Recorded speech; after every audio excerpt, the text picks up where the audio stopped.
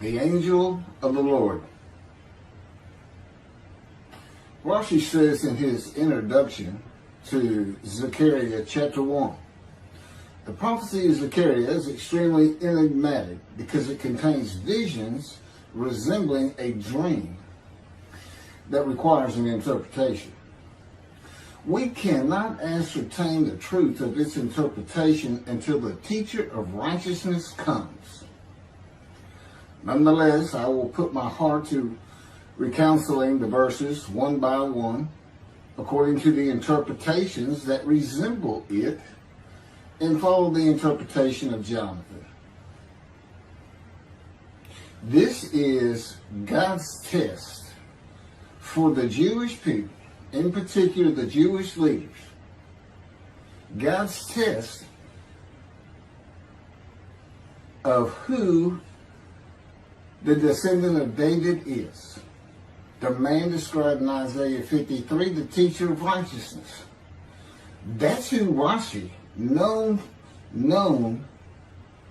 as one of the first rabbis to say that Isaiah 53 described the people, the Jewish people, as the patriarch Israel.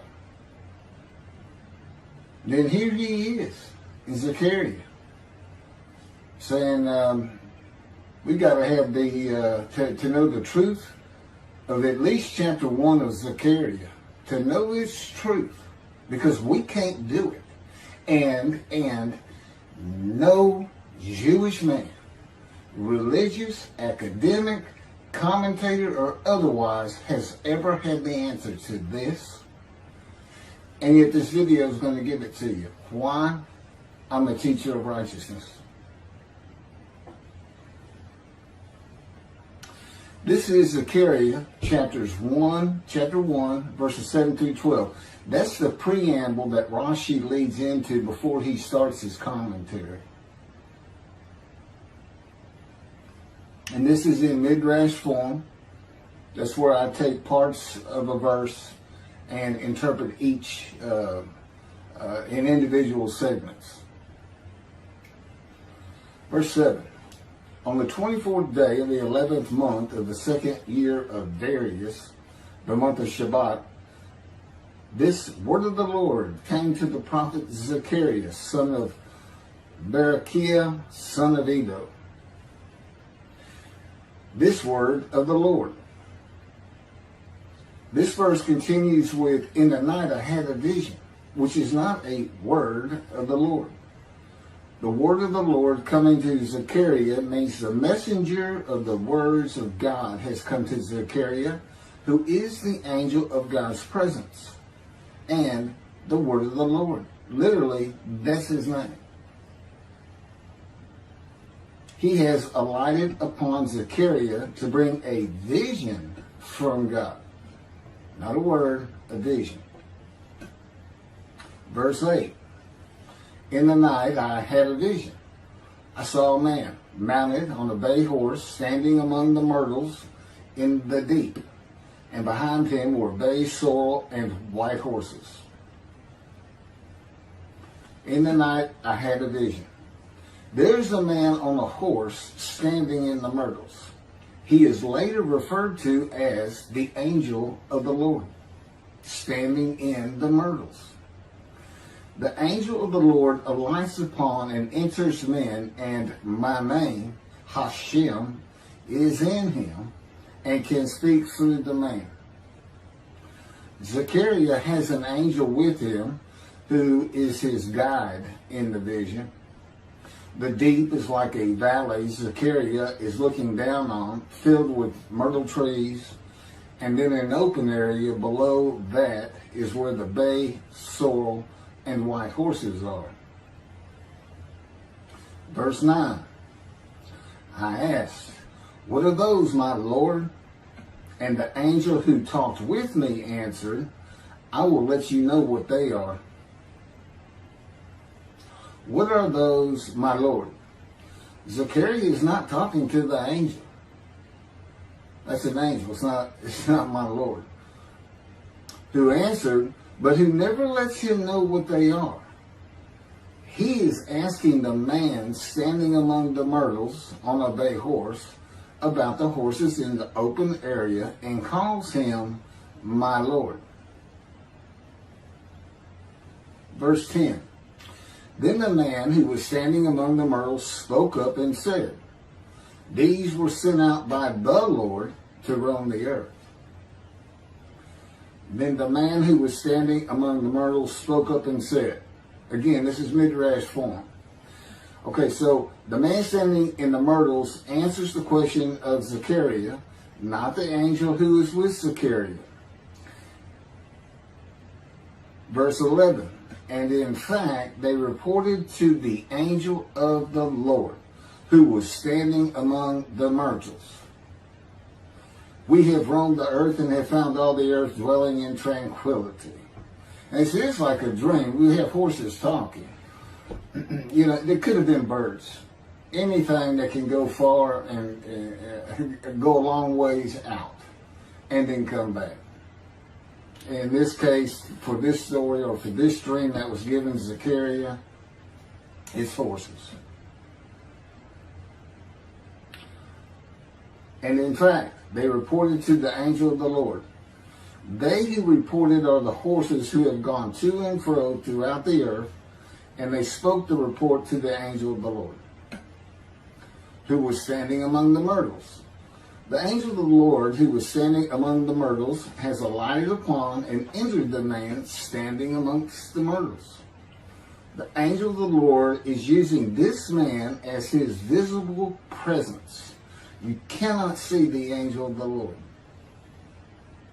Just as he once used a burning bush for his visible presence, and God spoke through him to Moses. Not just as his visible presence, he also used the man to say, these were sent out by the Lord to roam the earth.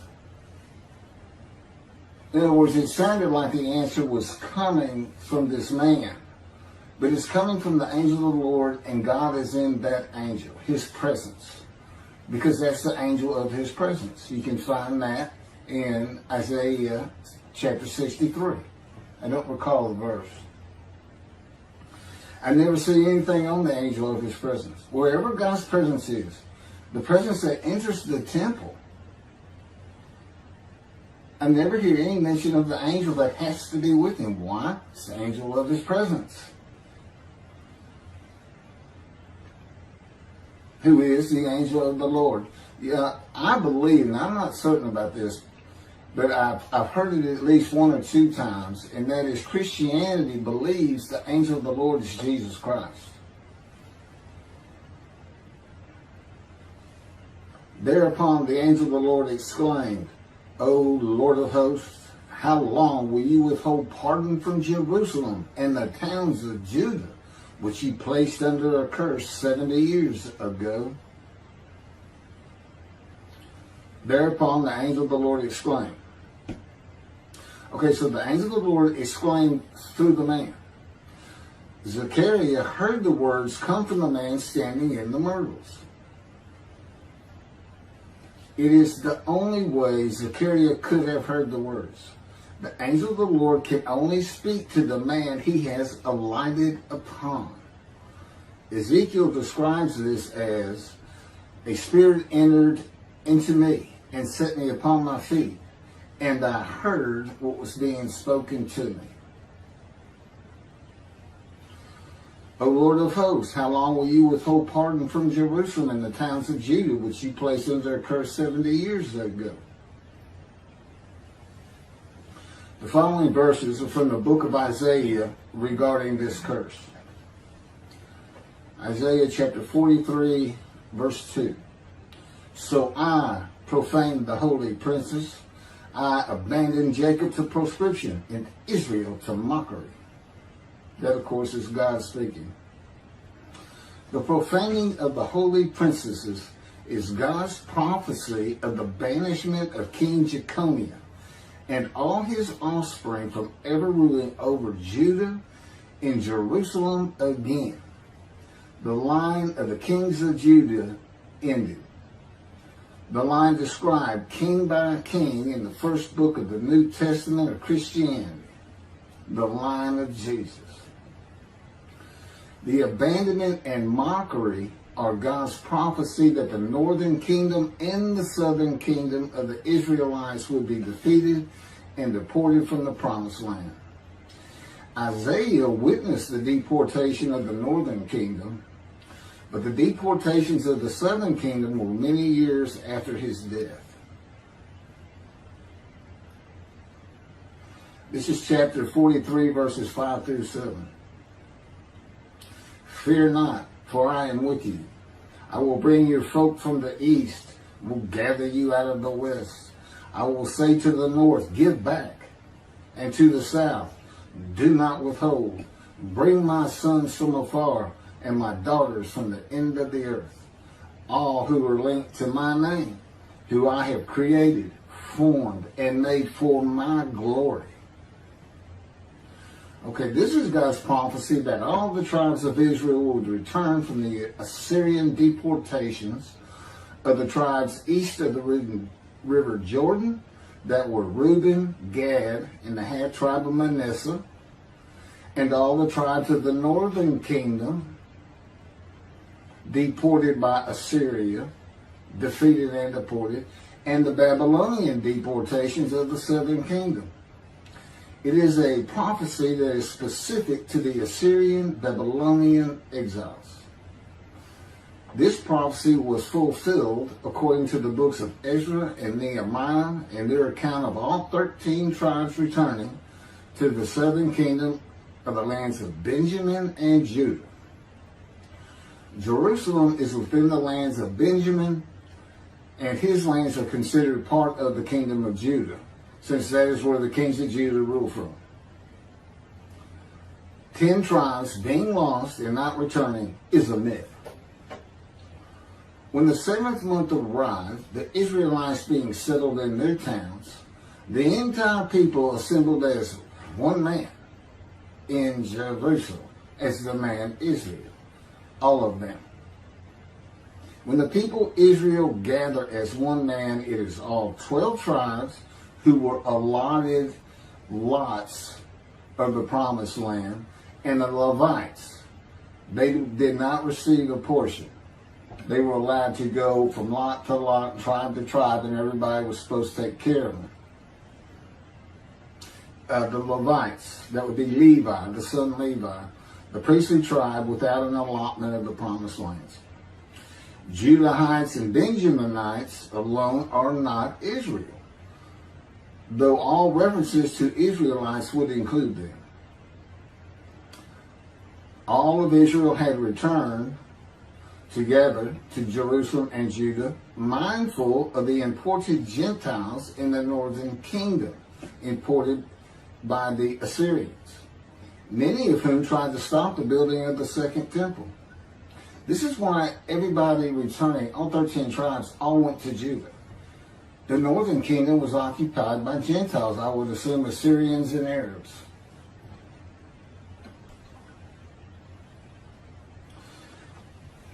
This is 1 Chronicles chapter 9, verses 2 and 3.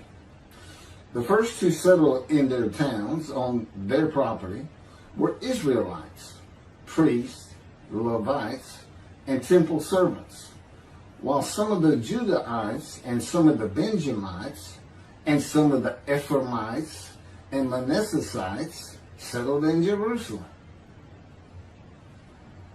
That would be Ephraim and Manasseh. Manasseh was such a large tribe, it had to be broken in. It was broken in two. Half of it set up, their allotment was east of the river Jordan by about where Edom would be. And where that was the tribe of Gad. Not Edom, Gilead, where the Tishbite, Elijah, the Gentile, was an inhabitant. Ramoth Gilead. Manassites, Ephraimites, and Judahites were the tribes with the largest allotment of the lands of Abraham, and Jerusalem is in the lands of the Benjamites. Those are who just got mentioned. The 3 largest lot owners, okay, Benjamin, that's where Jerusalem is, he's important, and of course the priests, the Levites. So Ephraim and Manasseh were not lost tribes, as many believe from writings outside of the Bible. There never were lost tribes according to the Bible. Okay, so all 13 tribes returned and settled in new towns. The accounts of the deportations indicate there was not much left of the old towns. There is no account of how the new towns were settled, though it is unlikely it was based on prior ownership. The exile lasted too long for the deported owners to still be alive, and the tribes of the northern kingdom had to build new towns to live in. It also says the Levites settled in on their lands. So everybody had to pick and choose, and I'm sure the strong and wealthy got the best places, and again, many just settled in Jerusalem. Okay, this is Isaiah chapter 43, verse 14. Thus said the Lord, your Redeemer, the Holy One of Israel, for your sake I send to Babylon. I will bring down all her bars, and the Chaldeans shall raise their voice in lamentation. This is God's prophecy that Assyria would be conquered by the Babylonians, who were defeated by the Chaldeans. But they actually go back and forth and actually became somewhat intermingled, Chaldeans and Babylonians. And that he would raise up the Gentile anointed king Cyrus of Persia to conquer them, to clear the way for all the tribes to return. That's how he cleared the way to the desert or made rivers for them. Basically, he got Cyrus to release them. Chapter 43, verse 25. And I never hear anything about this. It is I who, for my own sake, wipe your transgressions away and remember your sins no more. Okay, this is God doing, and he says this, something new. I'm going to do something new for the Israelites. This story repeats with the new covenant that includes sin forgiveness of the Jewish people that arise with Elijah and the angel of the covenant after the exiles of the Roman dispersal return to the land of Israel in a time to come. That's from Jeremiah chapter 31. The Jewish people have returned from the Roman dispersal of them throughout the world, the diaspora, which means outside of the promised land, outside of Israel, to a land that lay desolate for more than 2,000 years until after the Holocaust, and they created the state of Israel in 1948. 70 years later, and that's funny too, because they talk about a curse of 70 years. That 70 years, I believe, just applies to the last of 3 deportations of Judah and the defeat by the Babylonians. Because the northern kingdom had been defeated and deported long before that, and the first to be defeated and taken to the lands of Assyria was Gad, the half tribe of Manasseh, the lands east of the river Jordan. 70 years later, the land blooms again. Jerusalem has been rebuilt as a great city, larger than it was in ancient times, according to God's words in Jeremiah 31. The time to come to deliver the new covenant with sin forgiveness is here. That's very important for the interpretation of at least chapter 1 of Zechariah. That means the angel of the covenant that you desire of Malachi 3 is on his way, followed by God and the messenger Elijah. And when God's third temple is built, he will return to it suddenly.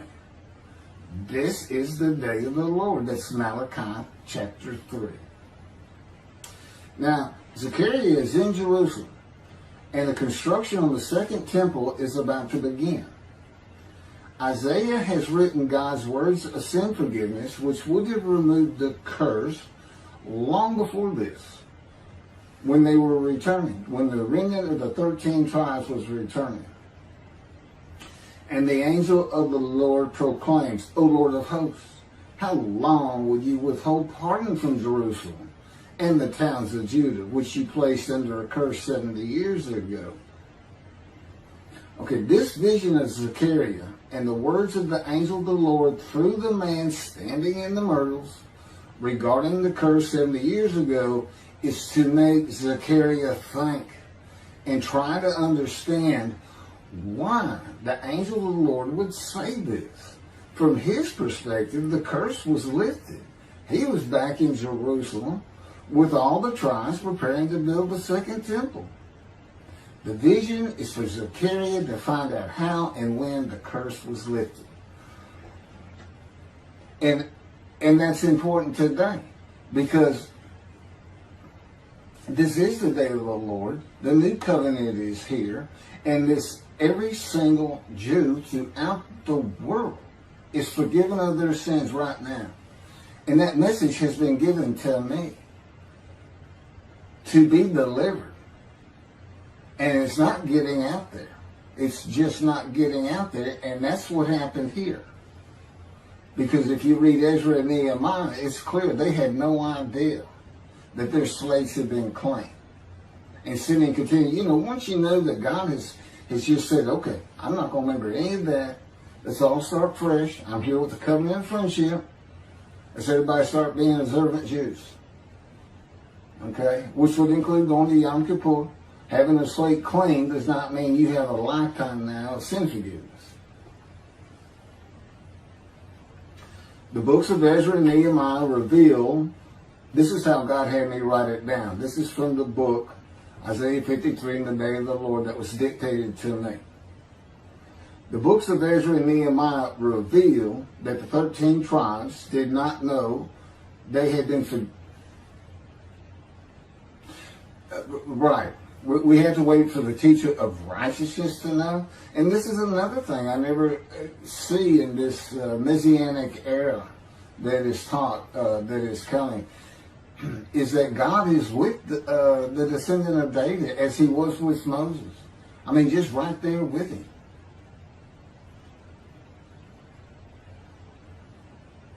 The books of Ezra and Nehemiah reveal that the 13 tribes did not know they had been forgiven of their sins to be a holy seed in the building of the second temple. If people know they have been forgiven and have a clean slate from past transgressions against God and his laws, they are more likely to stop their sinful ways and abide by his laws in the future. The scroll of Isaiah needs to be found and interpreted by Zechariah and the religious leaders so they will know of God's forgiveness of their sins. God will be returning before the temple is built. That would be the third temple, to test the devotion of his righteous servant and make him suitable for his purpose, which might prosper. That includes the building of the third temple. This would begin when his spirit alights upon the anointed one, Moshiach. His presence with his righteous servant will be necessary for the temple to be rebuilt.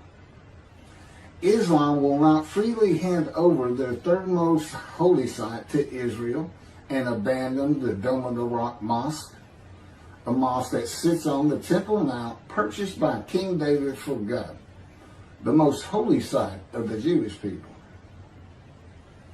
With God is the angel of his presence who is already on the way. You want me to skip that? Okay, this has been covered in other videos more than once.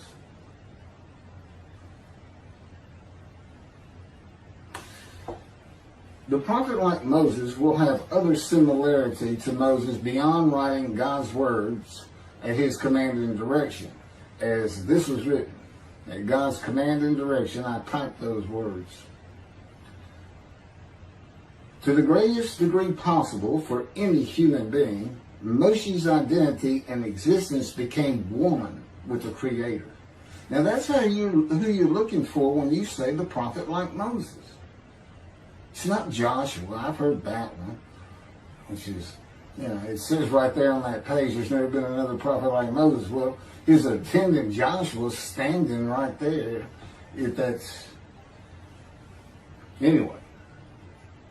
Moshe's identity and existence became one with the Creator. I don't think you can say that of Joshua. I don't think you can say that of any man until the Spirit of God alights upon him in chapter 11 of Isaiah. He surrendered himself to God to the extent that our sages say the Shekinah, divine presence, which is the angel of his presence, who is the Holy Spirit. He's an angel, and his body is not human form with wings. His body is the Spirit of God.